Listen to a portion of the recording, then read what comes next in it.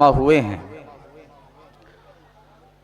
جتنے بھی حضرات مہمانان کرام، علماء کرام، قرائے اعظام، شعرائے اسلام،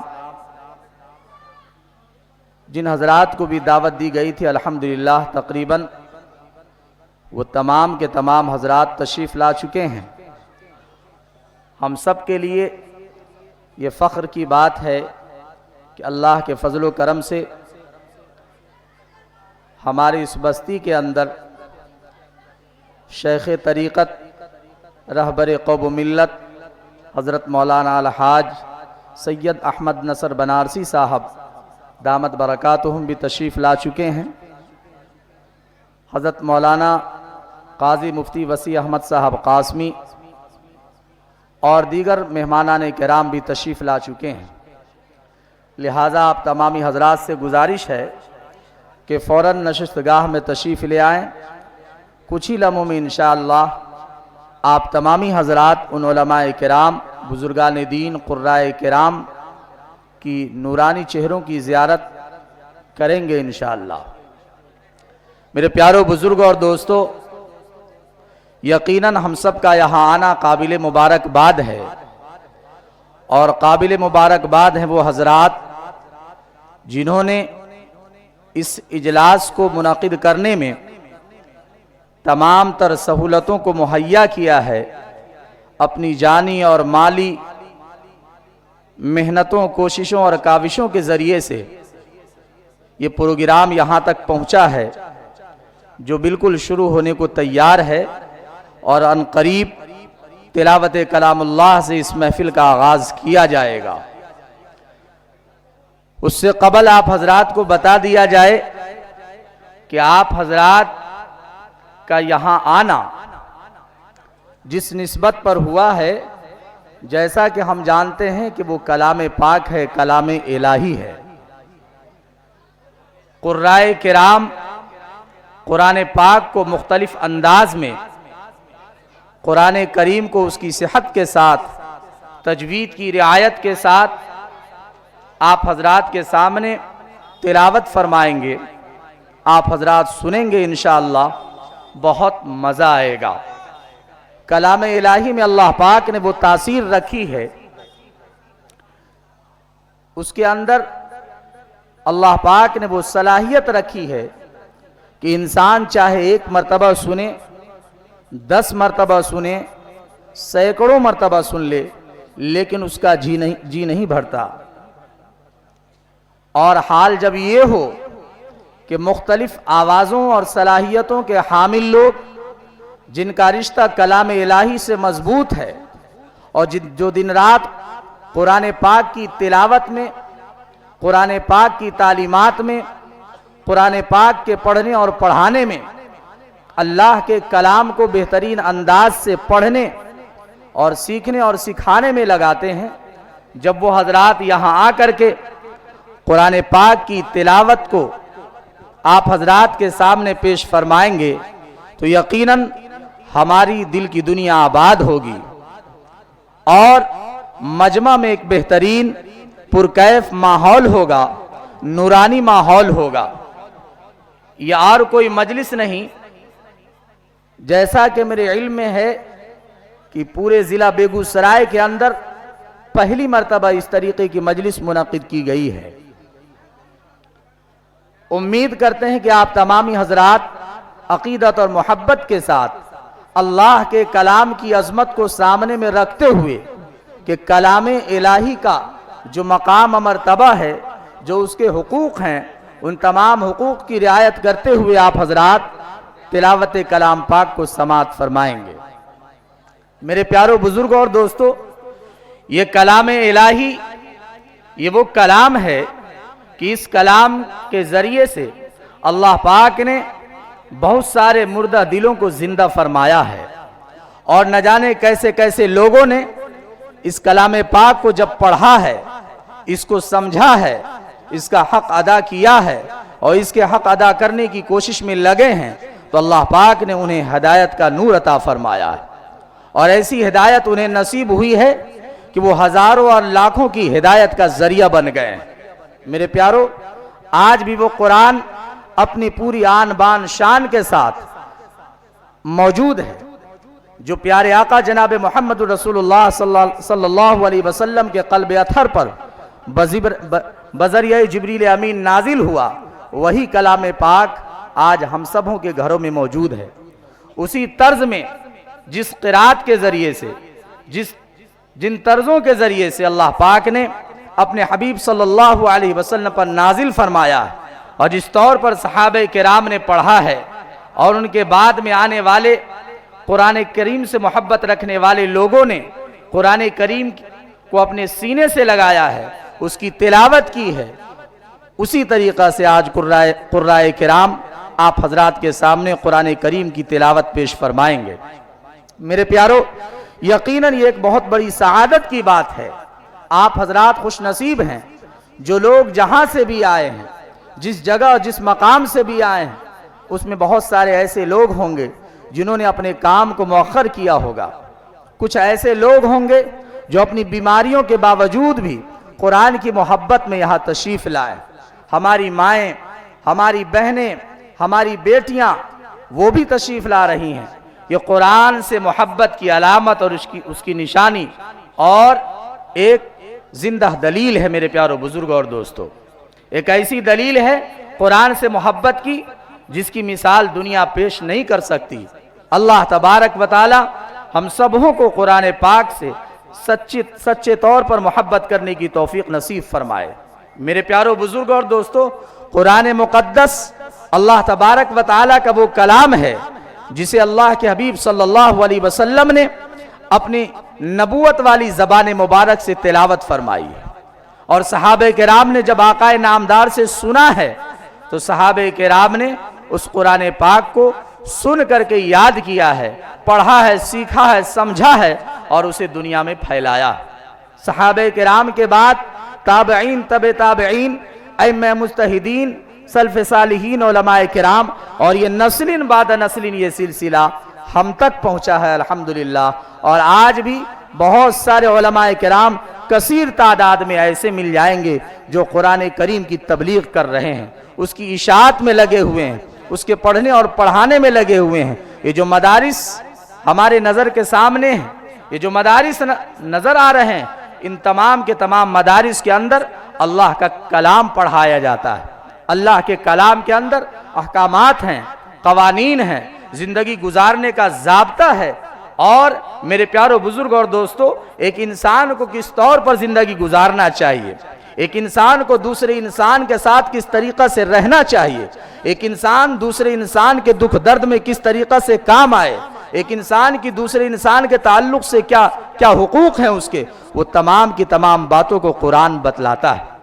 اگر قرآن سے ہمیں محبت ہے، اگر قرآن پر ہمارا ایمان ہے، تو میرے پیارو قرآن کا کھولنا، قرآن کا پڑھنا، قرآن کا سیکھنا اور قرآن کا سمجھنا ہم سب کے لیے لازم اور ضروری ہے۔ یہ قرآن کے حقوق میں سے قرآن کا جہاں پہلا حق یہ ہے کہ ہم اس پر ایمان لائیں۔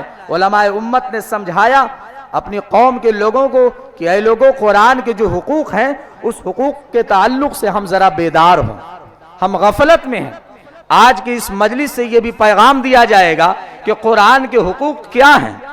ہم یوں ہی زندگی گزار رہے ہیں یا قرآن کے حقوق کو سامنے میں رکھتے ہوئے قرآن کے حقوق کی ادائیگی کا خیال کر رہے ہیں؟ میرے پیارو، قرآن کا پہلا حق یہ ہے کہ ہم اس پر ایمان لائیں۔ سب سے پہلا حق یہ کہ قرآن کو سچی کتاب جانیں، یہ منزل من اللہ ہے، اللہ تبارک و تعالی کی طرف سے نازل کردہ ہے، یہ کسی بندے کی ایجاد کردہ نہیں بلکہ پروردگار عالم کی طرف سے نازل کردہ ہے، اور یہ بذریعہ جبریل امین جناب محمد رسول اللہ صلی اللہ تعالی علیہ وآلہ وسلم کے قلب اطہر پر نازل ہوا ہے۔ یہ سچی اور پکی کتاب ہے، اس میں کسی طریقے کا کوئی شک و شبہ نہیں ہے۔ ذالک الکتاب لا ریب فیہ، یہ وہ کتاب ہے، یہ وہ کلام الہی ہے جس میں کسی طریقے کا کوئی شک اور شبہ نہیں ہے۔ میرے پیارو، دنیا کی اور کوئی کتاب ایسی نہیں ہے جس کے بارے میں اس طریقے کی کوئی بات کہہ دی جائے کہ اس میں کمی نہیں ہے، اس میں کوتاہی نہیں ہے۔ کائنات میں ایسی کوئی کتاب ہے ہی نہیں۔ یہ اس وجہ سے اتنی بہترین اور اکمل ترین کتاب ہے، یہ اس وجہ سے احسن الکتب ہے، अशरफुल कुतुब है और ये अकमलुल कुतुब है कि ये कलाम इलाही है, ये अल्लाह से निकला हुआ अल्लाह का कलाम है। इसका हक होना, इस पर ईमान लाना, इसका सच्चा होना मानना जरूरी है और लाजिम है हर मुसलमान पर।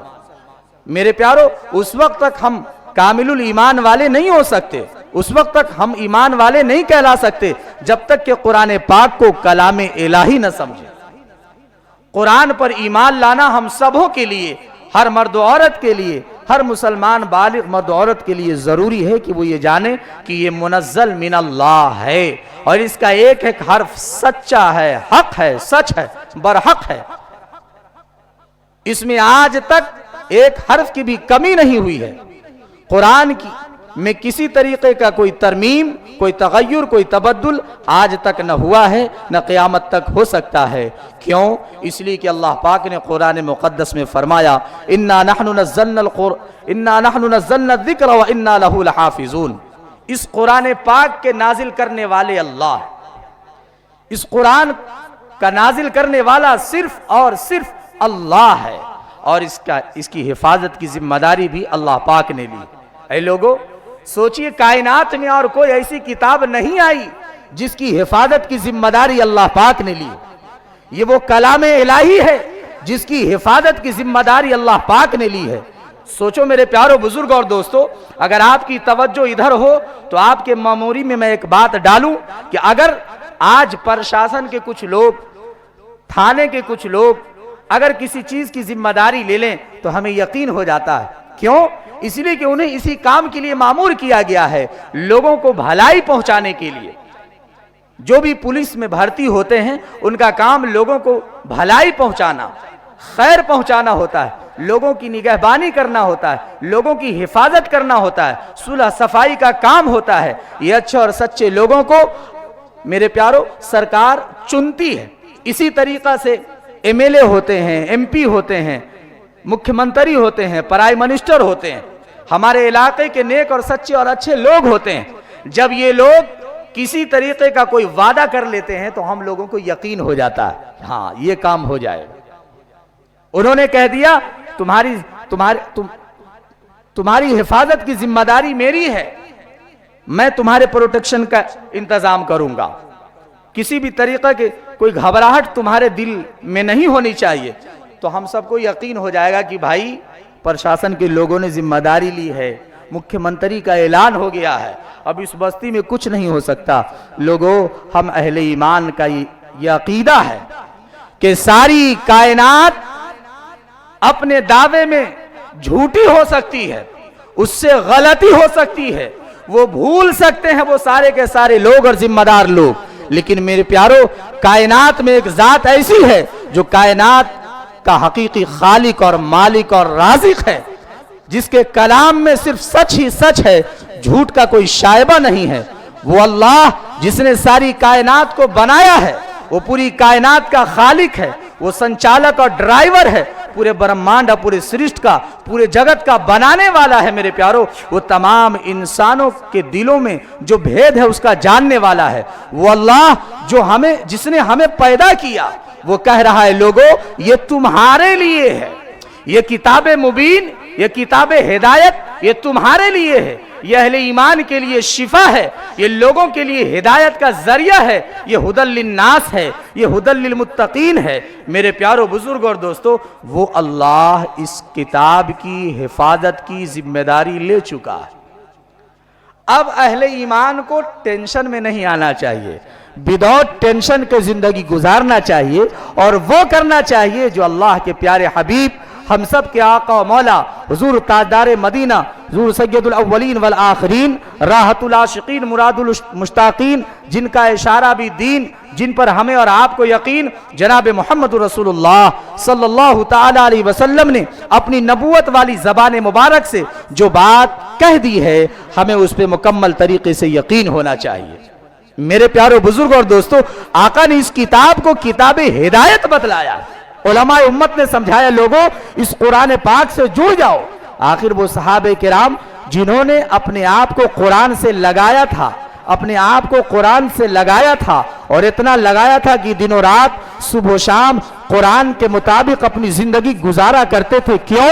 اس لیے کہ یہ اللہ کی کتاب ہے، انسان کی زندگی گزارنے کا بہترین طریقہ ہے، اس میں قانون الہی ہے۔ قانون الہی کے ذریعے سے جب بندہ مومن زندگی گزارتا ہے تو اللہ اس کی زندگی کو کامیاب فرما دیتا ہے۔ اب سوچئے، جس اللہ نے اپنے کلام الہی کی حفاظت کی ذمہ داری لی، تو اب کیا اس کو کوئی ختم کر سکتا ہے؟ نہیں کر سکتا۔ دنیا میں ایسے لوگ آئے جنہوں نے قرآن کو جلایا، قرآن کو پانیوں میں ڈالا، سمندروں میں ڈالا، دریاؤں میں ڈالا، تالابوں میں ڈالا، اور ظلم کی انتہا یہ کی کہ اسے نالیوں تک میں ڈالا۔ اے لوگوں، اتنا ہی نہیں بلکہ جن لوگوں نے قرآن کو سینے سے لگایا، ظالم لوگوں نے اہل قرآن کو، قرآن والوں کو، قرآن پر یقین رکھنے والوں کو زندہ جلا دیا۔ اسی ملک ہندوستان میں جب آزادی کی جنگ لڑی جا رہی تھی، وہ شہدائے اسلام، میرے پیاروں بزرگوں اور دوستوں، جنہوں نے اس ملک کے خاطر اپنی جانوں کو قربان کیا ہے، ان کی جان جن لوگوں نے لینے کی وجوہات میں سے ایک اہم وجہ یہ تھی کہ یہ لوگ جو قرآن والے ہیں، قرآن کو پڑھتے ہیں، یہ لوگ اگر اس ملک کی آزادی کے لیے کھڑے ہو جائیں گے اور پورے شان و شوکت کے ساتھ کھڑے ہو جائیں گے اور یہ عزم و ارادے کے ساتھ کھڑے ہو جائیں گے تو ہمارا اس ملک میں رہنا مشکل ہو جائے گا۔ اور یہی ہوا میرے پیاروں بزرگوں اور دوستوں۔ ان لوگوں نے تو ظلم کی انتہا کر دی، لاکھوں حفاظ کرام کو شہید کر ڈالا، لیکن میرے پیاروں بزرگوں اور دوستوں، اس ملک سے قرآن کو ختم نہیں کر سکے۔ کیوں؟ کیا اس لیے کہ ہم لوگوں کے اندر پاور ہے؟ کیا کوئی ایسا ٹاور لگا ہوا ہے جس کے ذریعے سے قرآن محفوظ رہے گا؟ کیا ہمارے بازوؤں میں وہ طاقت ہے؟ کیا ہمارا جگر اتنا مضبوط ہے؟ کیا ہمارے دلوں میں وہ کیپیسٹی اور صلاحیت ہے؟ کیا ہمارے اندر وہ جذبات اور احساسات ہیں جس کے بلبوتے پر صرف اور صرف ہم قرآن پاک کی حفاظت کر لیں؟ نہیں میرے پیاروں بزرگ اور دوستو، اصل بات تو یہ ہے کہ قرآن پاک کی حفاظت کی ذمہ داری اللہ پاک نے لی ہے۔ اب جو لوگ قرآن پاک سے جڑتے جائیں گے، قرآن پاک سے محبت کرتے جائیں گے، قرآن پاک کے تعلق سے ان کا ایمان اور عقیدہ جتنا مضبوط ہوگا، قسم پروردگار عالم کی اللہ پاک اس بندے کی حفاظت فرماتے جائیں گے۔ وہ شخص کبھی نامراد نہیں ہو سکتا جو قرآن کو سینے سے لگانے والا ہو۔ اس لیے لوگوں، آپ حضرات بہت قیمتی مجلس میں تشریف لائے، انشاءاللہ بہت جلد آپ حضرات کے سامنے علماء کرام رونق اسٹیج ہونے والے ہیں۔ میں تو آپ حضرات کے سامنے یوں ہی تھوڑی دیر کے لیے کھڑا ہو گیا ہوں تاکہ آپ حضرات کے سامنے کچھ ضروری اور اہم باتیں رکھ سکوں۔ میرے پیاروں بزرگوں اور دوستوں، تو میں امید کرتا ہوں کہ آپ تمامی حضرات اطمینان و سکون کے ساتھ اور عقیدت و محبت کے ساتھ جو قرآن کے حقوق ہیں ان حقوق کی رعایت کرتے ہوئے، یہ کوئی اور طریقہ کی مجلس یہ نہیں ہے کہ اس میں جس طریقہ سے بھی ہم چاہیں بیٹھ جائیں اور جیسے چاہیں سن لیں۔ میرے پیاروں، قرآن کا ادب بہت ضروری ہے۔ کیوں؟ اس لیے کہ میں نے بتلایا نا، یہ قرآن کلام الہی ہے، اللہ کا کلام ہے، اللہ سے نکلا ہوا ہے۔ یہ کلام الہی، اس کا ادب، اس کا احترام کرنا ہم سب پر لازم ہی نہیں، فرض کے درجے میں ہے۔ لہٰذا آپ تمامی حضرات سے گزارش ہے، مؤدبانہ گزارش ہے، جب قرآن پاک کی تلاوت کی جائے تو ہم تن و گوش متوجہ ہو جائیں اور یوں سمجھیں میرے پیاروں بزرگوں اور دوستوں کہ ہمیں ہر حرف پر 10 نیکی ملے گی اگر ہم سنیں گے تو۔ کون ایسا بے وقوف انسان ہوگا کہ یہاں پر قاری قرآن کی تلاوت کرے اور اہل ایمان میں سے کوئی شخص بے توجہی کا شکار ہو؟ ایسا نہیں ہو سکتا۔ میرے پیاروں، کلام الہی کو جب پڑھا جائے گا تو آپ حضرات توجہ کے ساتھ سنیں گے۔ آپ کا توجہ کرنا، آپ کا نظر اس قاری قرآن پر ڈالنا، آپ غور سے کانوں سے سننا اور دل سے سننا اور جسم کو صحیح سالم رکھ کر کے سننا اور آداب کی رعایت کرتے ہوئے سننا، گویا کہ ایسا ہے کہ آپ اپنے تمام اعضاء کو نیکیوں سے بھر رہے ہیں۔ تمام اعضاء میں آپ کے سکون اور وقار طاری ہو جائے گا جب کلام الہی کو قاری قرآن بہترین طریقے سے پڑھے گا۔ اس وقت آپ توجہ سے سنیں گے، تب آپ دل کے اندر ایک عجیب سی کیفیت محسوس کریں گے میرے پیارو، جو میں آپ کو زبان سے بتلا نہیں سکتا۔ سنیں گے غور سے۔ تو پہلا حق کیا ہے؟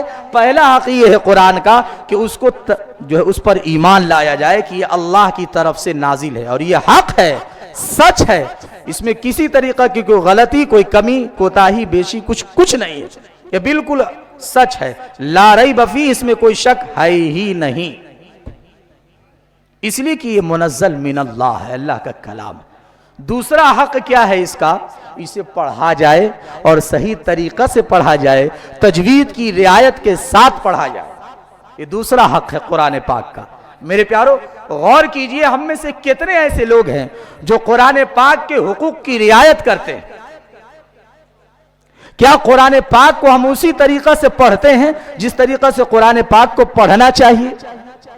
کیا اس سلسلے میں ہم نے اپنی 40 اور 50 اور 60 اور 30 سالہ زندگی میں 30 منٹ بھی، آدھا گھنٹہ بھی اپنی پوری زندگی میں اس سوچ اور فکر میں گزارا، اپنے گھر کے اندر یا کہیں بھی آدھا گھنٹہ بھی ہم نے سوچا اپنی 30 40 50 60 سالہ زندگی میں کہ ہم جو قرآن پاک پڑھ رہے ہیں یہ صحیح ہے یا غلط؟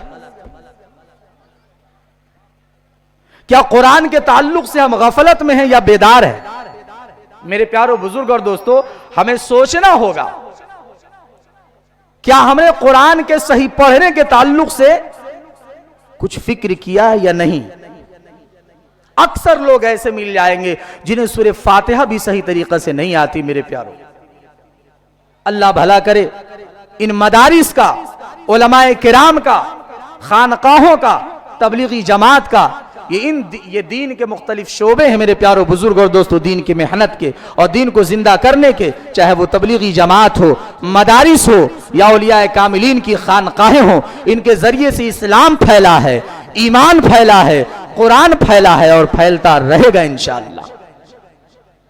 کیا ہم نے کبھی خانقاہوں میں جا کر کے یا اللہ کے راستے میں اپنے وقتوں کو لگا کر کے یا علماء کرام سے مل کر کے یا اپنے مسجد کے امام سے مل کر کے یا قاری قرآن کے پاس جا کر کے یا حافظ قرآن سے مل کر کے ہم نے قرآن کی تصحیح کے تعلق سے تاکہ ہم قرآن صحیح پڑھنے والے ہو جائیں، ایسا کچھ کیا، کچھ محنت کی؟ امید کرتے ہیں کہ اگر یہ فکر اب تک نہیں ہوئی ہے تو آج کی اس مجلس سے انشاءاللہ آپ حضرات ضرور اس فکر کو لے کر کے جائیں گے۔ جس نسبت پر یہ اس مجلس کا انعقاد کیا ہے قرآن کی نسبت پر میرے پیارو، تو قرآن کا پیغام لے کر کے جائیں۔ یا الہی تو ہمیں عامل قرآن کر دے، پھر نئے سرے سے مسلمہ کو مسلمہ کر دے۔ وہ پیغمبر جسے سرتاج رسول کہتے ہیں، اس کی امت کو ذرا تابع قرآن کر دے۔ اے لوگوں، قرآن سے اپنا رشتہ مضبوط کیجیے۔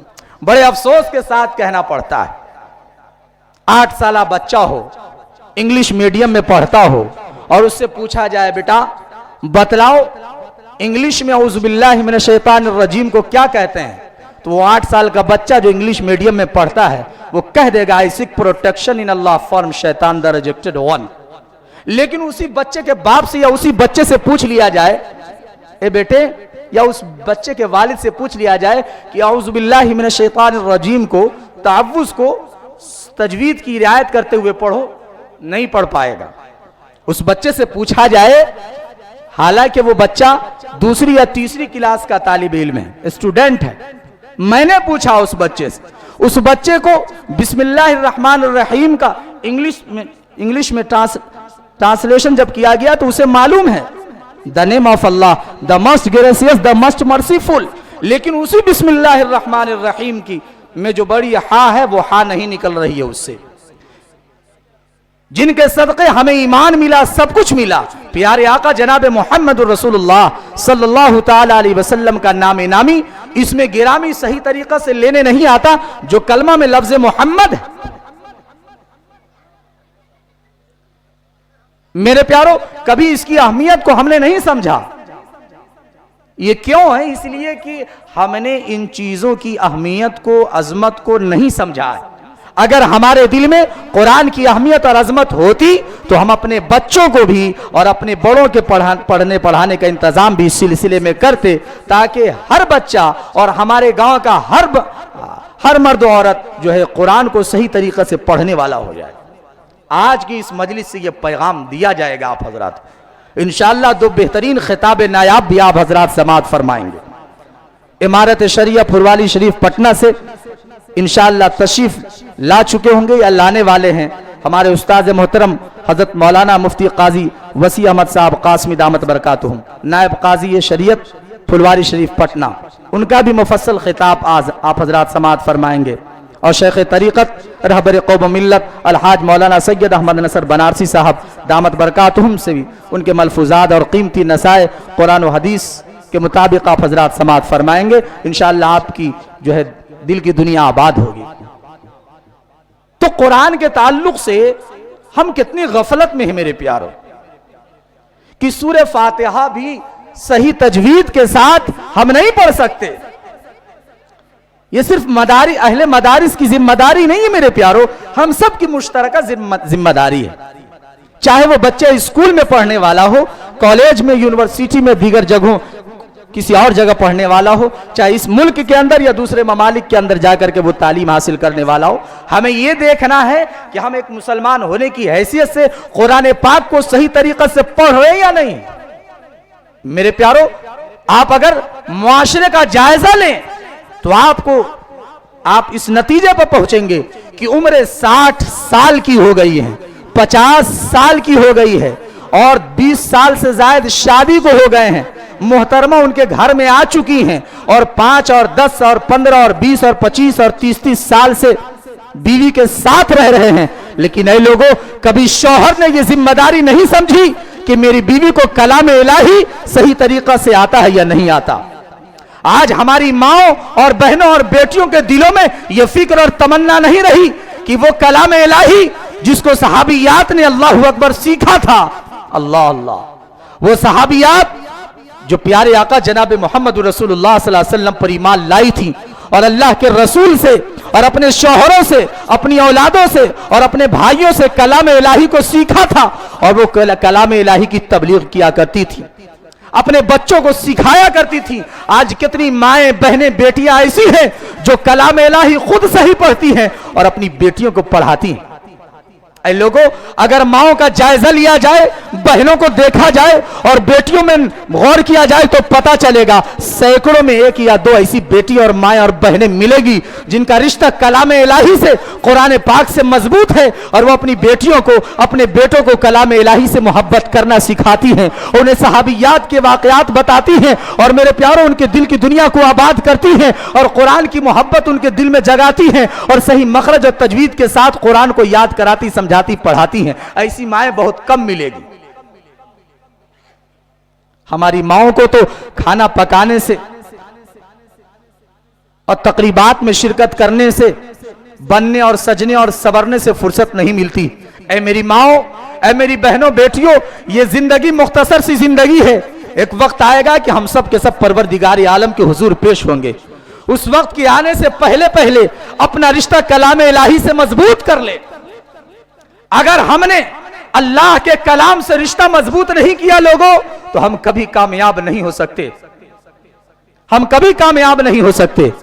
ہمارے پاس کامیابی کے بظاہر سارے آلات موجود ہوں، آلات قدیمہ بھی ہوں اور آلات جدیدہ بھی ہوں، سارے کے سارے آلات موجود ہوں، لیکن ان آلات کے ذریعے سے ہم کامیاب نہیں ہو سکتے جب تک کہ اللہ کے کلام سے اور پیارے آقا جناب محمد رسول اللہ صلی اللہ تعالی علیہ وسلم کی پیاری اور پاکیزہ سنتوں سے ہمارا رشتہ مضبوط نہیں ہو سکتا. اس وقت تک ہم کامیاب نہیں ہو سکتے. اے لوگوں، آئیے ہم سب وعدہ کریں کہ انشاءاللہ قرآن پاک کو صحیح طریقہ سے پڑھیں گے، سیکھیں گے انشاءاللہ. ہم سب ارادہ کرتے ہیں انشاءاللہ. جو لوگ تیار ہیں وہ اپنے ہاتھوں کو اٹھا کر کے ایک مرتبہ بول دے انشاءاللہ. اللہ آپ تمامی حضرات کو قبول فرمائے. تو پہلا حق میرے پیارو بزرگ اور دوستو، ایمان لانا قرآن پر. دوسرا حق کیا ہے؟ قرآن کو صحیح پڑھنا، سیکھنا. جی، یہ دوسرا حق ہے جس کے تعلق سے ہم بہت زیادہ غافل ہیں. اور قرآن سیکھنے کی ایک بات یاد آئی کہ کوئی عمر نہیں ہوتی. کوئی بوڑھے دادا چچا یہ نہ سمجھیں میری عمر 60 سال ہو گئی ہے، اب ہم کا قرآن سیکھیں گے. اے لوگوں، میں نے اس عمر میں بھی ایسے لوگوں کو دیکھا ہے, ایسے آدمی کو دیکھا ہے میرے پیارو, ایک شخص کو جس کی عمر 50 پلس ہے, اور وہ نورانی قاعدہ سے شروع کیا ہے, اور ایک وقت آیا کہ اس نے قرآن ناظرہ مکمل کر لیا. اور ایسے بھی لوگ ہیں جو 50 بلکہ 60 سال کے بعد قرآن پڑھنا شروع کیا ہے.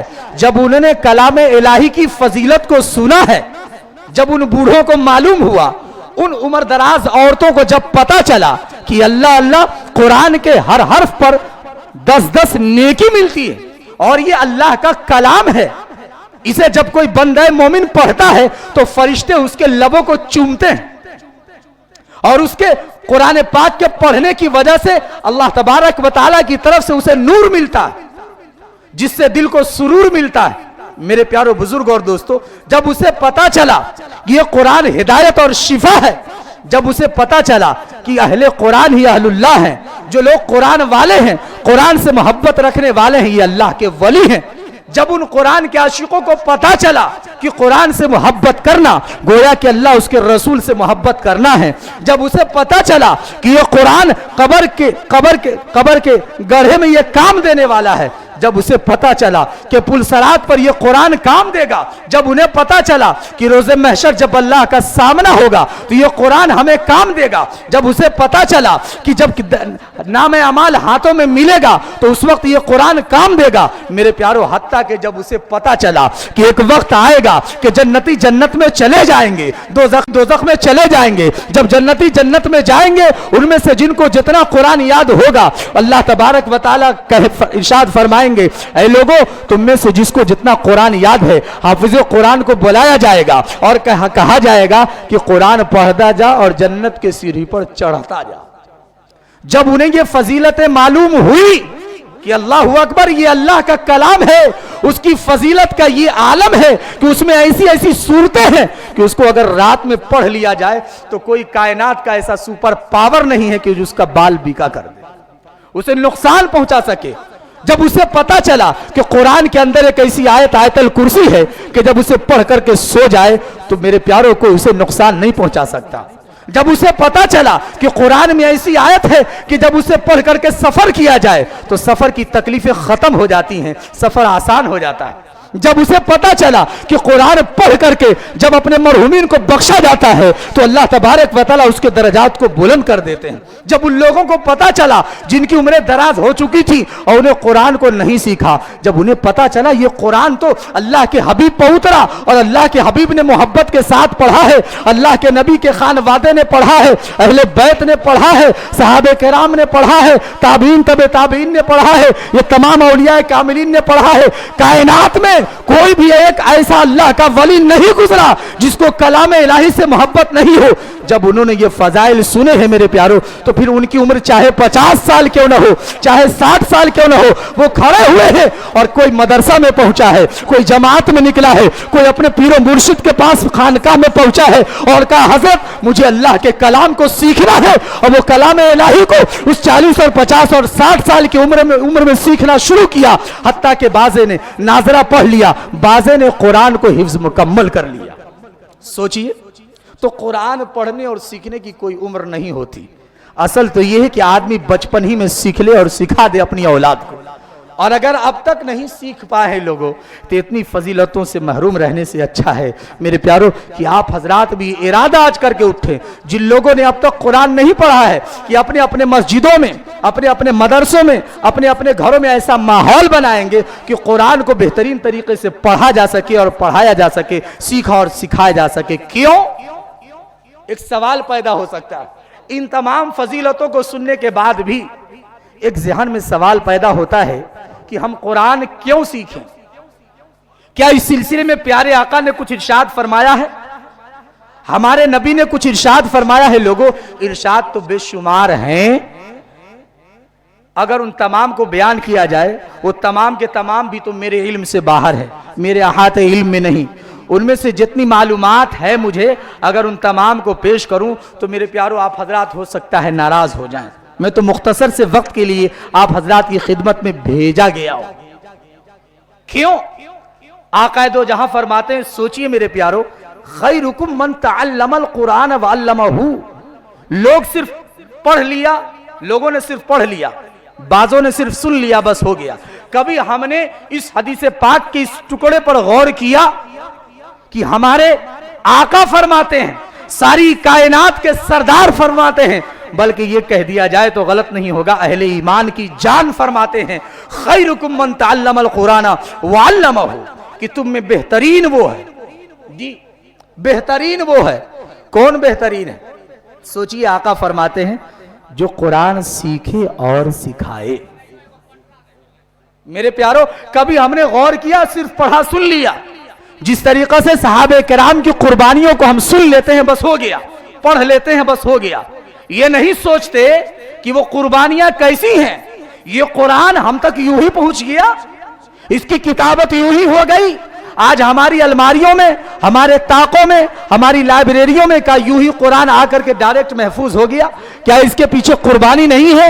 ए लोगों, सहाबे किराम से लेकर के आज तक के उलमा ने इस कुरान पाक के खातिर हत्ता के जब वक्त आया है तो अपनी जानों का नजराना तक पेश कर दिया।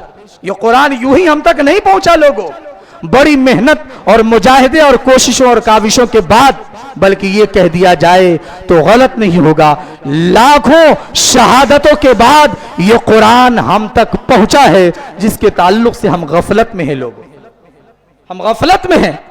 आका फरमाते हैं कि तुम में बेहतरीन वो है जो कुरान सीखे, लेकिन हम बेहतरीन बनना ही नहीं चाहते।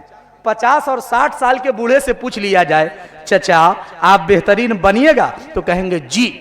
तो चलिए कुरान पढ़ें। तो टाइम ही नहीं है अभी हमारे पास, उनके पास वक्त ही नहीं है, इंशाअल्लाह करके ऐसा टाल देते हैं कि मत पूछिए। लेकिन अगर मुख्यमंत्री जी ऐलान कर दे कि रोजाना 20 मिनट जो फलाने स्कूल में जाकर के हाजिरी देगा उसे खिचड़ी मिलेगी, या ऐलान कर दे उसे 20 रुपया मिलेगा, तो रोजाना वो 20 रुपए लेने के लिए पहुंच जाएगा।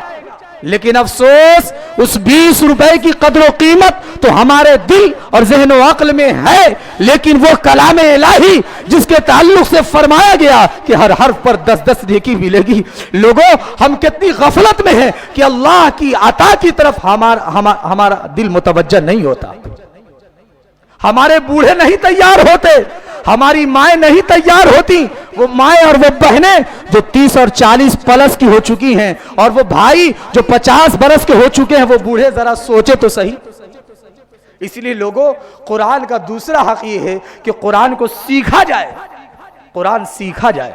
हम उम्मीद करते हैं कि इंशाअल्लाह आप सीखेंगे, और आप सीखने पर मजबूर हो जाएंगे।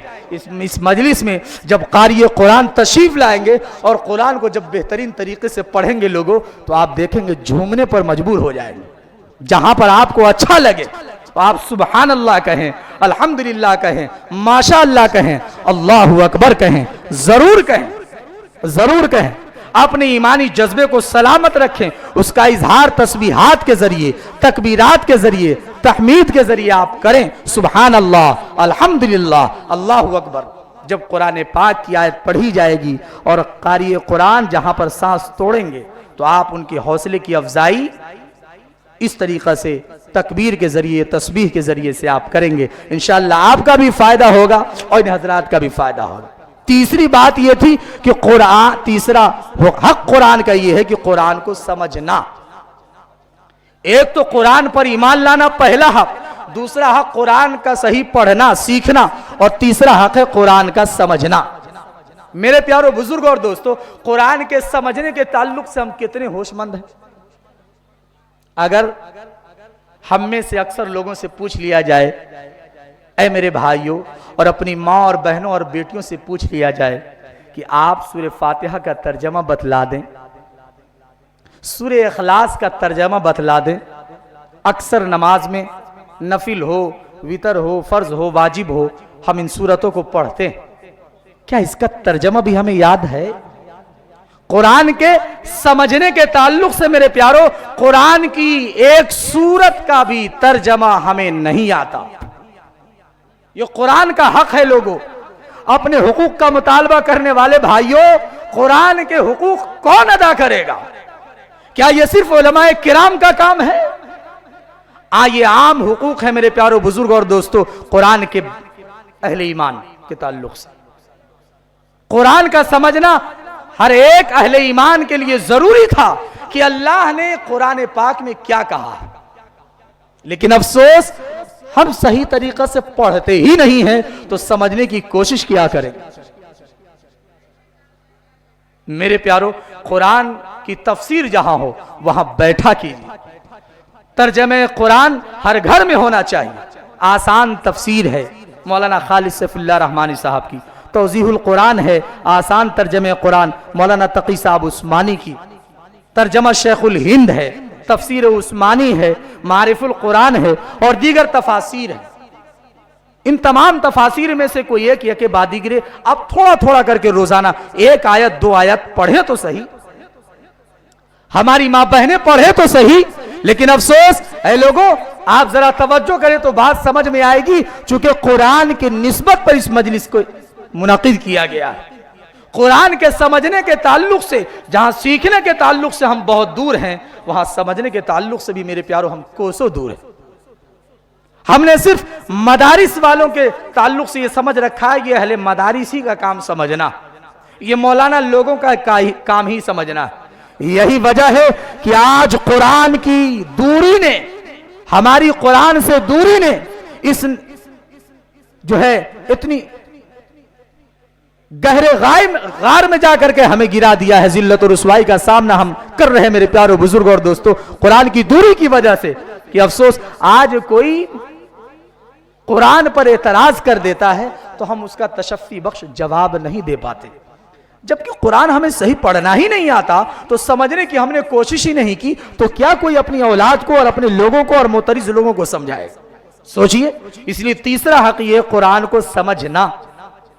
اگر ہم نے سورہ فاتحہ ہی کو سمجھ لیا ہوتا، جس میں توحید، رسالت، آخرت تینوں باتیں ہیں، اگر اس کو سمجھ لیا ہوتا تو میرے پیارو ایک حد تک تشفی بخش بات تھی۔ لیکن افسوس قرآن کی چند آیات کا ترجمہ بھی ہمیں نہیں آتا۔ یہ کتنے افسوس کی بات ہے۔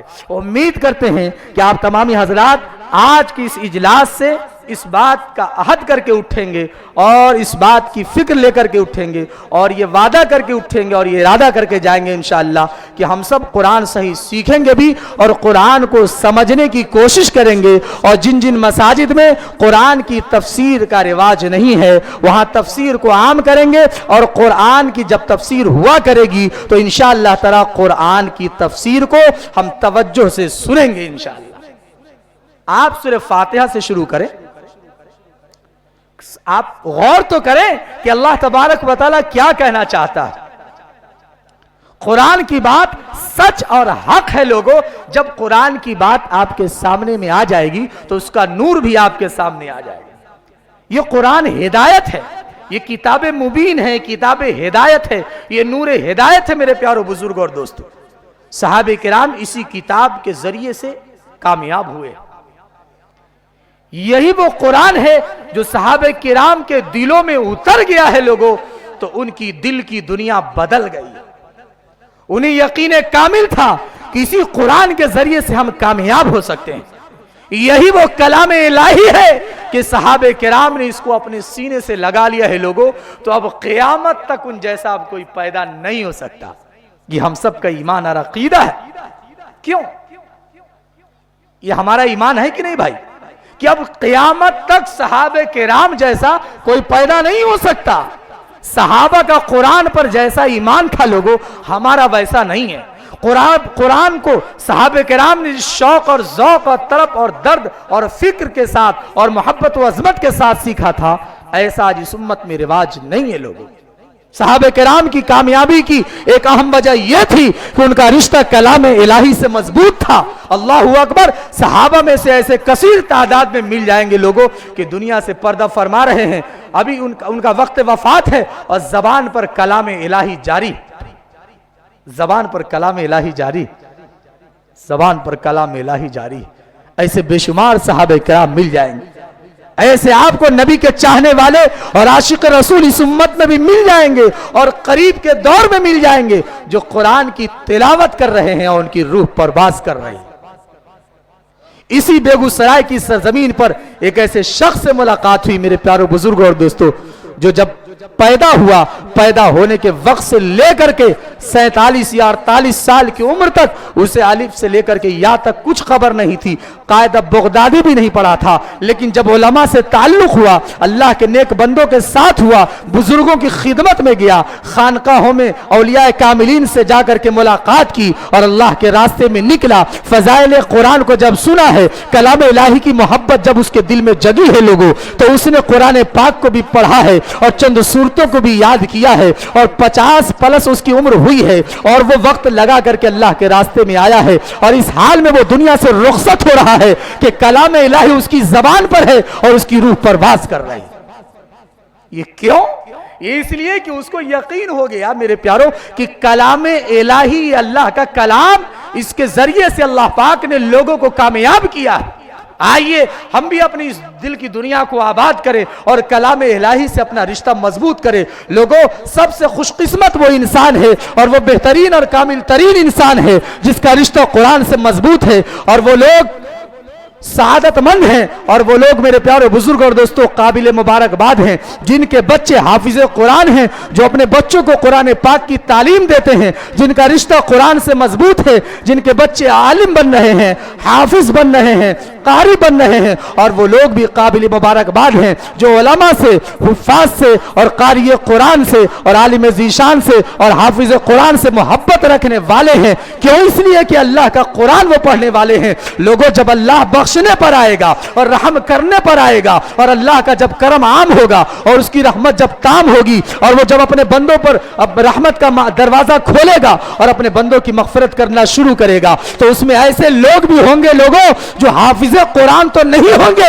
لیکن حافظ قرآن سے محبت کرنے والے ہوں گے، وہ لوگ عالم تو نہیں ہوں گے لیکن عالم قرآن سے محبت کرنے والے ہوں گے، وہ لوگ قاری تو نہیں ہوں گے لیکن قاری قرآن سے محبت کرنے والے ہوں گے۔ تو اللہ پاک ایسے لوگوں کی بھی مغفرت فرمائے گا اور اس کے درجات کو بلند فرمائے گا اور اسے جنت میں جگہ عطا فرمائے گا، جو قرآن تو جو حافظ قرآن تو نہیں تھا لیکن اہل قرآن سے محبت کرنے والا تھا، جو عالم قرآن تو نہیں تھا لیکن عالم قرآن سے محبت کرنے والا تھا، جو قاری قرآن تو نہیں تھا لیکن قرآن کے قاری سے محبت کرنے والا تھا۔ اللہ جب مغفرت کرنے پر آئیں گے تو جب پوچھا جائے گا لوگوں، تو ایسے ایسے لوگوں کی مغفرت ہو جائے گی جو صرف عالموں سے محبت کیا ہوگا۔ اب سوچئے جس عالم کا رشتہ قرآن سے جتنا مضبوط ہوگا، اللہ تبارک و تعالیٰ اس کو اسی طور پر اس کی مغفرت فرمائے گا اور اس کے درجات کو بلند فرمائے گا۔ تو اس مجلس سے ہم یہ بھی پیغام لے کر کے اٹھیں کہ تمام اختلافات کو، حسد، کینہ، بغض و عداوت کو بالائے طاق رکھ کر کے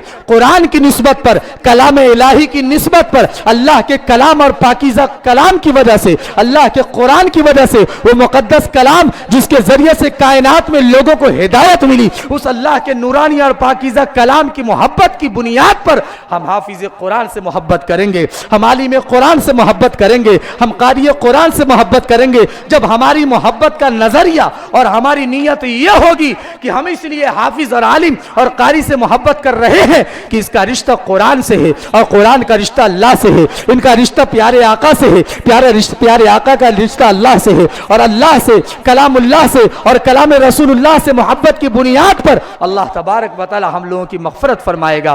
آئیے ہم سب یہ ارادہ کریں کہ ہم سب کے سب جہاں ہمارا یہ ایمان ہے اور یقین ہے کہ ہم قرآن پر یقین رکھتے ہیں، ایمان رکھتے ہیں کہ وہ سچا کلام ہے اور حق کلام ہے اور وہ اللہ کی طرف سے نازل کردہ کلام ہے، وہ بذریعہ جبریل امین نازل ہوا ہے اور پیارے آقا جناب محمد رسول اللہ صلی اللہ علیہ وسلم کے قلب اطہر پر نازل ہوا ہے، اس پر ہم ایمان رکھتے ہیں، وہی پر دوسرا حق یہ ہم ادا کرنے کی جو ہے کوشش کریں اور یہ ارادہ کر کے اٹھیں گے انشاءاللہ کہ ہم اسے صحیح طریقہ سے یاد کریں گے، پڑھیں گے، اپنی ماں بہنوں کو بھی سکھائیں گے، اور ہماری ماں بہنیں بھی یہ ارادہ کر کے آج انشاءاللہ جائیں گی کہ ہم قرآن کو صحیح طریقہ سے پڑھیں گے۔ اسی طریقے سے تیسرا حق سمجھنے کا ہے، تو سمجھنے اور سمجھانے کا ماحول پیدا کریں گے۔ اللہ تبارک و تعالیٰ سے دعا ہے جو اچھی اور پیاری باتیں پروردگار عالم نے زبان سے نکلوائی ہیں، اللہ تبارک و تعالیٰ ان باتوں پر ہم سبوں کو عمل کی توفیق عطا فرما دے، جو غلط باتیں زبان سے نکل گئی ہیں پروردگار عالم محض اپنے فضل و کرم سے معاف فرما دے۔ آمین وآخر دعوانا الحمدللہ رب العالمین۔